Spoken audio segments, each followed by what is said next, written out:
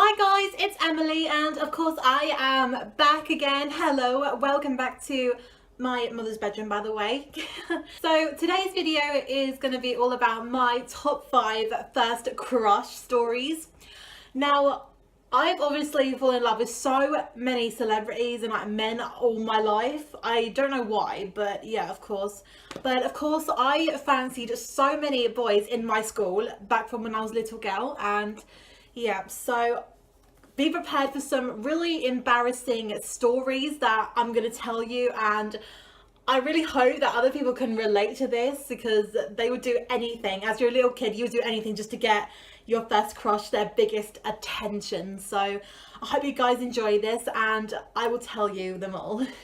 So number 5 was when I was about 5 years old. I think I was in reception at that time in school. There was this lovely boy. We became very good friends. I think we're friends on Facebook now as of today, but I don't think he updates anymore. So now his name was called Paul.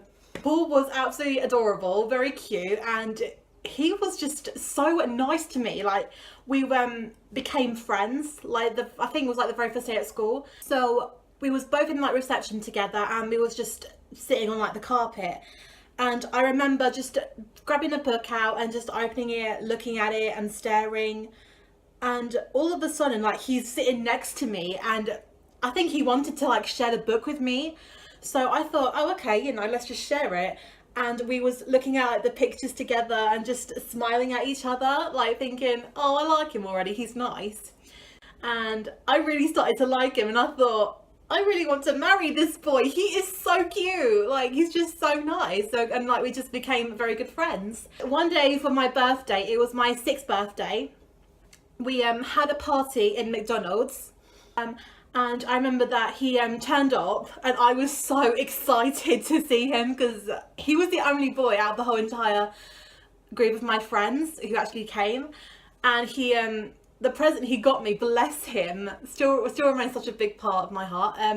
It was a small see-through heart-shaped bag.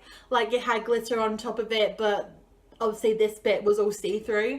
And it was so beautiful, and inside were Powerpuff Girl socks, and that was the best present he ever got me, and I was just so ecstatic. And yeah. So number 4 is another big embarrassing and very upsetting. I remember being in school and I was split into a small playground and a big playground. So what I mean by that is that we had this really huge playground outside of school, and what happened was that there would be like this ladder. It was like a mural of it, a mural of a ladder, and of course like between that there was a small playground and there was a big playground, and the small playground was obviously for the youngsters up into like, it was like nursery to like year 2, and then the other playground, that's when it's year 3 to year 6, and then you go off to high school. I was in the small playground, and my next crush was this really gorgeous boy. He was called David, and the way I describe him is that he had the Taylor Lautner eyes. He had a lovely smile. His hair was brown and a little bit spiky, but he was just so gorgeous. I remember one time we was in an assembly and it was David's turn with his classmates to do a show or something like we do sometimes. They was all like singing together and my eye just spotted him, like, and I just couldn't take my eye off him whatsoever because he was just singing and he was smiling at the same time. And I was just like, oh my god, he is so nice. Like, he's so adorable. And I was obviously 6 years old at that time, so I was like, oh my god, he is nice. I just want to hug him and all that. One time, I remember I heard his name. He was obviously called David. So I remember that if I could see him, because obviously I had to stand by the small playground because I was still so young at that time, and I tried calling his name, and he never like listened to me because he was so far away. He was either like play football with his mates or just keep himself distant. I tried like trying to see him, like, will I smile? Can I like wave to him and all that? And there was this one time that he came so close because apparently, like, if the youngsters set foot in like the big playground, we would obviously be in big trouble, or if the bigger children would set foot in the small playground, again, they'd all be in trouble. So we had to keep separate.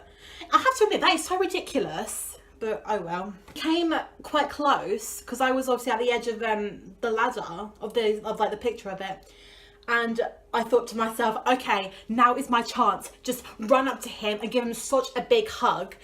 So he was running so fast, and I was running so fast, but he ran like so fast and furious that I one time grabbed hold of his jacket. I was like doing that, like just grabbing hold of his like stomach, so I was hugging him from here.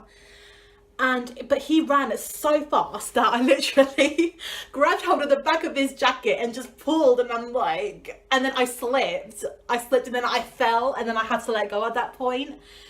And he just ran off, and I was really upset. I was like, no, come back, I fell over, come to me. And yeah, I was really upset. I thought, oh, I did all that for nothing, and I was so gutted. Finally reached year 3, which meant I was able to now go to the big playground. He never came back, so I was so gutted. I was like, oh, come on, like, surely this is my chance now. I should go near him. But he never came back. He left, so I was so gutted.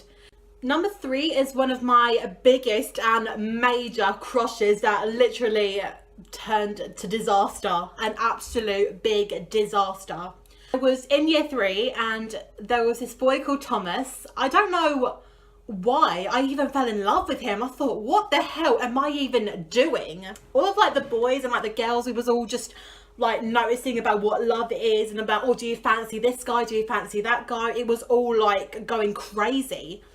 So I was very shy as a kid. I was very like lonely, but yeah, I did have a lot of friends though, don't get me wrong. But I just wanted a bit of attention. I just wanted to be liked. I wanted just to smile and be happy for what I am, and not as like just a shy girl who doesn't really seem to care about anything. So I remember we was all like working together. We was all just like meh. And then all of a sudden, like, one of the boys walks up to me and says, hey, Emily, do you fancy Thomas? Which was the boy's name. And I was just like, no. And I just carried on like working. But then the more I looked at him, the more I thought, my heart was like beating, and I'm thinking, he's not that bad. Maybe he is quite nice. And I don't know why, but I just suddenly had this crazy idea, like, maybe I should kiss him. I should kiss him. And I tried plucking my lips so many times. And all like the boys and like the girls, they kept walking up to me and say, hey, do you fancy Thomas? Do you fancy Thomas? And of course, I grew up in a Catholic school, so I could not lie. And when I say I couldn't lie, I could not lie. And the scariest thing is that when I was way younger back then, my mum told me that if you lie, then Jesus is going to come down and he's going to kill me in my sleep. And that really traumatized me, like, you have no idea. So yeah, of course I ended up admitting that, yeah, I fancy Thomas. And bless Thomas, he was so humiliated, his face was so red, that what happened so many times is that every time that I would pluck on my lips, like I'm trying to kiss him, the look on his face, he would be like that, and then he would just do that with his fist, like he would be ready to give me a punch in the face. And that always like made me laugh. I just thought it was the most funniest thing ever. And I think it was about a year later or something, I don't know what exactly happened, but I was going to marry him. Like, I was obviously going to be the bride, he was going to be the groom. And my friend of mine would be like the oh, what are they called, like the priest or something. Like, they say, oh, do you take this, do you take that? I've forgotten what they're called. So, and I was so excited because I was like, oh my god, I'm getting married, yay, I can finally have my happy day at school. And a friend of mine even had a real engagement ring, and I was so excited to wear it because it was so beautiful. We did a break time. I just pretended that, you know, I'm waiting for him. And bless him, he was in the corner, really far away from where I was standing. And he like had a hold of like boys like just protecting him, because obviously I can tell he didn't want to marry me. So we had a different boy just taking over, and obviously like my friend said, do you take Emma to be your lawful wedded wife or your husband? And the boy looked at me straight in the eye and he said, I certainly will not. And then he completely ran off. And there's me being me, just like they do in films or like in shows. They're like, what's going on? What are you doing? What are you doing? And another friend of mine told me the wedding has been cancelled, and I was so gutted. But I was very relieved because I thought, yeah, this is just a game. This is a stupid idea, but oh well, it was fun. I finally got a bit of attention that I wanted, and yeah. So number 2 is going to be extremely even more embarrassing and more sad for me, and obviously for that poor boy. I still to this day, I feel so sorry for him, and I still feel bad for what I did, obviously.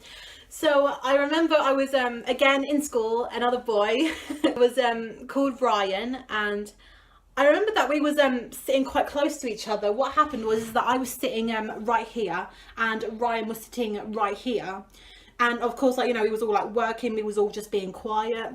And I don't know why I even came up with this stupid idea, but I thought to myself, like, I kept looking at him 1,000 times, and he's just got his head down, he's just not even looking up. So I turned to him and I had this crazy idea, thinking, geez, what would happen if I kissed his cheek, because we were so close together?